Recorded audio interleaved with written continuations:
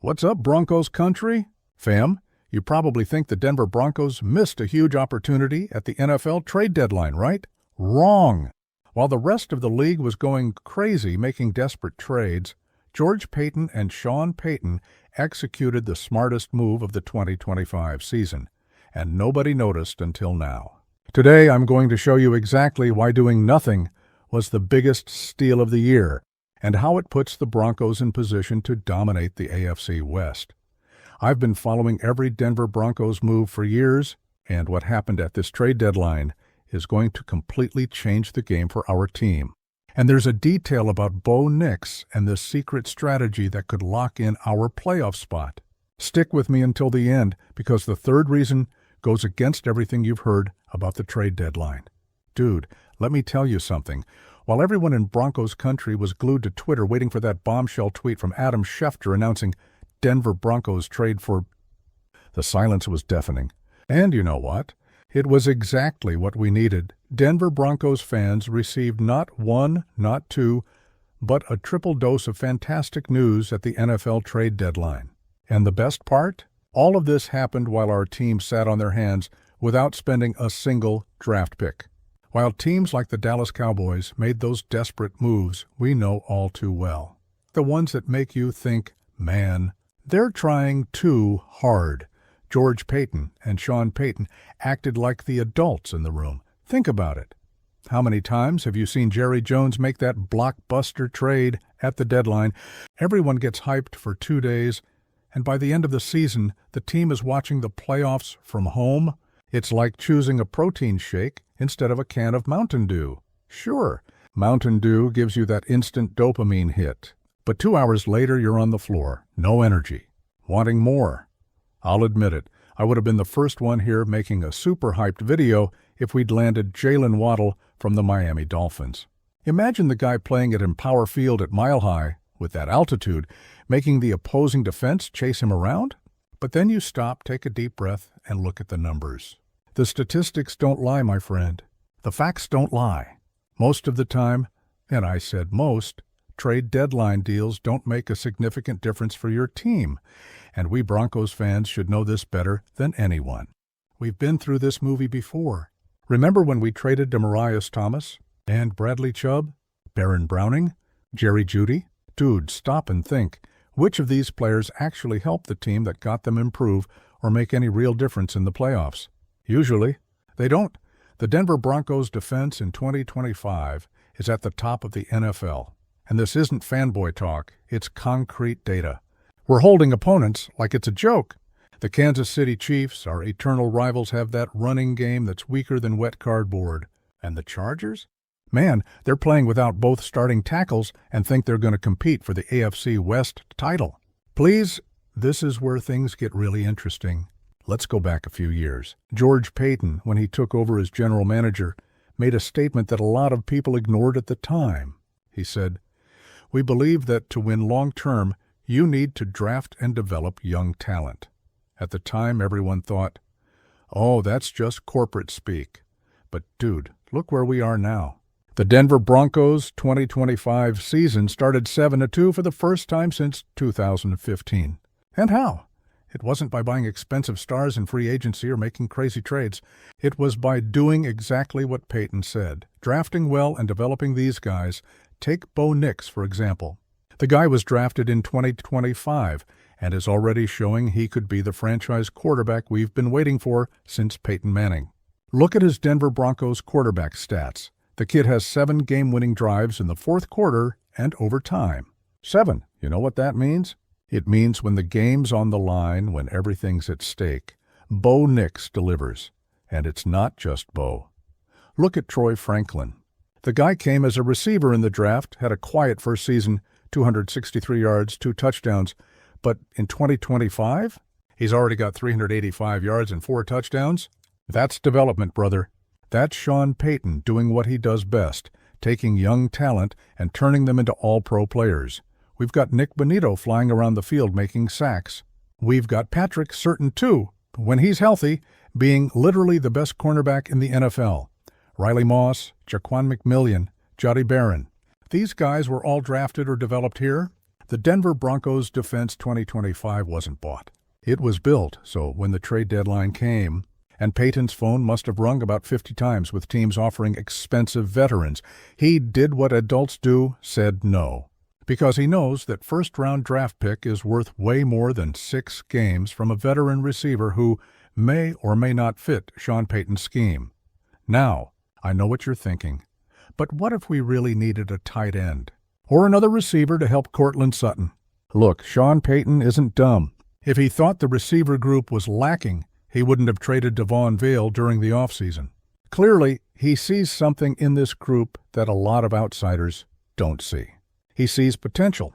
He sees young guys who are still going to explode. And about tight end? Man, Evan Engram is finally getting into rhythm. He's already got 26 receptions, which is more than any tight end had in an entire season with Payton in Denver in recent years. That shows how bad it was before, but also shows things are improving. But now comes the best part of this whole story. It's not just about what the Denver Broncos did. It's about what our rivals didn't do. Let's start with the Los Angeles Chargers. These guys are desperate. They lost both starting tackles, Rashawn Slater and Joe Alt. And what did they do at the trade deadline? Got Trevor Penning, a guy with a 50 PFF grade? 50! And he's going to protect Justin Herbert? Come on, and there's more. Khalil Mack and Joey Bosa are injured. The Chargers' injuries report looks like a phone book. And yet, instead of going after significant reinforcements, they sat on their hands. We play them twice a year, and now it got easier. Then there's the Kansas City Chiefs. Oh man, this is pure gold. Patrick Mahomes is getting hit more than a punching bag at the gym. Their offensive line is a sieve. The running game, pathetic. Isaiah Pacheco is injured and might not even be available when we play them in Week 13. You know who was begging to get out of the New York Jets? Breece Hall. The guy was tweeting throughout the entire deadline, "Get me out of here, please." The Jets wanted just a third-round pick for him. Third. And the Chiefs, who desperately need a running back, didn't make the trade. Check this stat with me. J.K. Dobbins, our running back, is the 5th leading rusher in the NFL, and we're not even giving him the ball that much. Now scroll down to position 30 on the list to find the first Chiefs running back. It's the injured Isaiah Pacheco. They're so in need of help in the backfield, and they let Breece Hall pass. This shows lack of vision, shows poorly managed desperation, and shows that the Chiefs, after years of dominating, are finally starting to crack. And I'm not even going to talk much about the Las Vegas Raiders because, honestly, they're already dead. The only valuable player they had, Davante Adams, had already been traded weeks ago. At the deadline, they traded their best remaining receiver, Kobe Myers, for a 4th and 5th rounder. The guy literally posted on Instagram laughing and putting a later emoji. That shows the culture that exists in Vegas now. It's a complete mess. So Thursday night, when we face the Raiders on Thursday Night Football, we'll be playing against a completely one-dimensional team. Stop Brock Bowers, stop the running game, and they have nothing. It's a walk in the park. Want to know a secret? Now we can focus on growing internally. You know, Marvin Mims Jr. The guy was out with a concussion in Week 9, but when he comes back, combined with Franklin's development and Courtland Sutton's leadership, we've got a receiver group that can compete with anyone. Here's the 4D chess move George Payton made. While everyone was spending draft picks and cap space on short-term trades, he saved everything. All our 2026 draft picks are intact. All our future cap space is clean. We can now make strategic free agency moves in the offseason, can draft more talent, can continue building, and there's something I haven't told you yet about Sean Payton's secret plan for this final stretch of the season. It involves a change in the offensive playbook that could completely transform the way Bo Nix attacks defenses. But before I reveal that, subscribe to the channel and hit that notification bell. Because every day I bring exclusive analysis, hot news, and Denver Broncos behind-the-scenes stuff you won't find anywhere else. And answer me in the comments, do you think George Payton did the right thing by not making any trades? Or do you think we should have gone after Jalen Waddle? I want to hear your opinion. Meanwhile, look at the circus the rest of the NFL has become. The Dallas Cowboys, desperate as always, went out and signed Quinnen Williams, one of the best defensive tackles in football, and a middle linebacker from the Cincinnati Bengals. spent the equivalent of a Texas ranch in draft picks. And you know what that means? It means when the Chiefs play Dallas, it's going to be much harder for them. Patrick Mahomes can't overcome anyone by himself anymore. He simply doesn't have that roster around him. So every tough game on the Chiefs' schedule is an opportunity for them to stumble. There's more. The Indianapolis Colts got Sauce Gardner, one of the best corners in the league, and now have a monstrous defense. Guess who plays the Colts? That's right, Kansas City. And that game that looked easy on paper is now a potential nightmare. Man, can you imagine a scenario, and I'm not being crazy here, where the Chiefs reach mid-season with a 5-5 record? Think about it. They lose to the Bills, who just beat them, lose to the Colts with that new defense, and then lose to us at Empower Field at Mile High. If that happens, the Chiefs are out of the playoff zone. I know a lot of people will say I'm calling their demise too early, but look at the facts. The numbers don't lie. They're vulnerable in a way I've never seen before. What George Payton and Sean Payton did was something desperate teams can't understand. They thought long-term, let's be honest. We're at the top of the AFC right now with a 7-2 record. The only 2 losses we had were games decided in the final quarter, games we could have easily won. This isn't a desperate team that needs to go all in on risky trades. This is a team that's growing, that's evolving. You know how I know this? Because look who built this team. George Payton has a proven track record of drafting well. Sean Payton has a proven track record of developing players. These guys don't need shortcuts. They have the system. They have the vision, and look at the results on defense. Vance Joseph, our defensive coordinator, is working miracles. The Denver Broncos defense analysis shows we're holding teams to 3 field goals in an entire game. 3 against good offensive teams like the Houston Texans, who have C.J. Stroud until he got hurt. We allowed 0 touchdowns. You know how many times in Week 9 the Broncos defense forced consecutive 3-and-outs?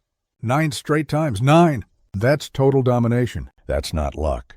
That's developed talent, well-executed scheme, and players bought into the philosophy.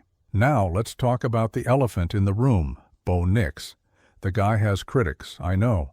There are people who look at the Denver Broncos offensive stats and say, he's not in the top 10 QBs in rating. But you know what these people don't understand? Football isn't played on an Excel spreadsheet. It's played on the field, under pressure, with the game on the line, and when the game's on the line, Bo Nix delivers. Look at this crazy number. The Denver Broncos have a point differential of -1 in the first 3 quarters of games. But in the fourth quarter, plus 60.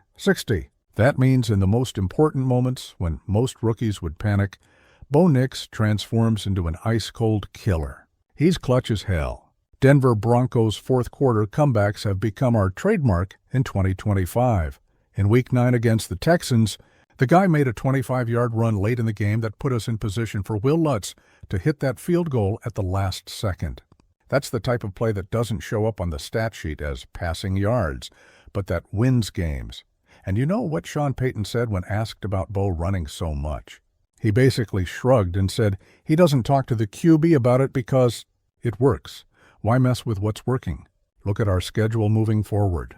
First, Raiders on Thursday night. Easy. Then, Chiefs at Mile High, and man, playing at altitude against a team with a weak running game, it's practically a guaranteed win. Then comes the Commanders, who are doing well, but aren't unbeatable. And then we have some games against weaker divisions. The path to the playoffs is open for us. Meanwhile, the Chiefs have to play a reinforced Dallas Cowboys, the Colts with Sauce Gardner on defense, and other teams that are improving. Every week that passes, their chances of stumbling increase. And the Chargers? With that patched-up offensive line, they're going to struggle in any game. I wouldn't be surprised if they lose 4 of the next 6. This means the Denver Broncos' playoff chances aren't just good, they're excellent. We can finish the season as AFC West champions and get home field advantage in the first round of the playoffs. There's something you can't measure in statistics, but that every true fan feels. The culture is back. Since Sean Payton arrived, he brought back that winning mindset we haven't had since the Peyton Manning era. The guys play with confidence, with grit, with the certainty they can beat anyone. That was clear in Week 7 against the Giants, when we were losing badly and put up 33 points, 33, in the fourth quarter. That's historic. Bo Nix became the first player in NFL history to rush for 2 touchdowns and throw for 2 touchdowns in a single quarter. And the locker room, man, you see the players after the game, all pumped up, hugging each other, believing in each other. Troy Franklin said, "We're all we got and all we need." That's championship mentality. When you have that culture, you don't need desperate deadline trades. You trust your process. You trust your guys. And you go to war with the army you built, not with mercenaries rented for 6 weeks. And now, let me tell you something that'll blow your mind. There are rumors circulating among NFL insiders that George Payton already has his eye on some heavy free agents for the 2026 offseason.